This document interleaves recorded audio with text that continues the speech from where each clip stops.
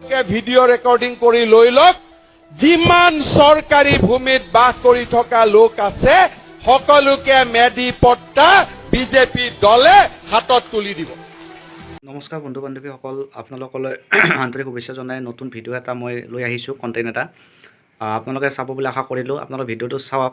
নিৰ্বাচনৰ আগৰ মুহূৰ্তত মাননীয় মুখ্যমন্ত্ৰীদেৱে বৰ্তমান কি কথা কৈছিল আৰু বৰ্তমান সময়ৰ পৰিস্থিতি কেনেকুৱা হৈছে আপোনালোকে ভিডিঅ'টো চাওক, চাই কেনে কমেণ্ট কৰক। ট্ৰল কৰিবলৈ চেষ্টা নকৰিব, জাষ্ট এটা হাস্যৰসৰ কাৰণে ভিডিঅ'টো বনোৱা হৈছে। আপোনালোকে চাওক, চাই পেলাই প্লিজ কমেণ্ট কৰি দিয়ক। ধন্যবাদ।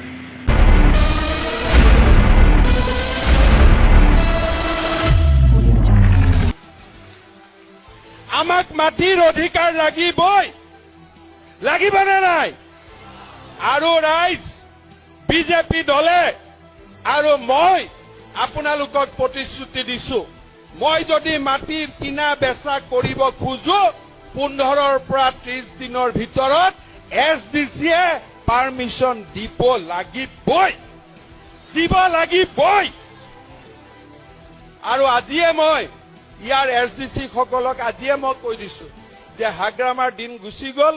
যিমান মাটি কিনা বেচা কৰাৰ পাৰমিশন SDC অফিচত পৰি আছে, আজিৰ পৰাই সাফ কৰা আৰম্ভ কৰক। আমি সকলোকে পাৰমিশন দিব লাগিব। আৰু যিমান মানুহ চৰকাৰী ভূমিত বহি আছে তেওঁলোকেও মেডি পট্টা পাব লাগিবই।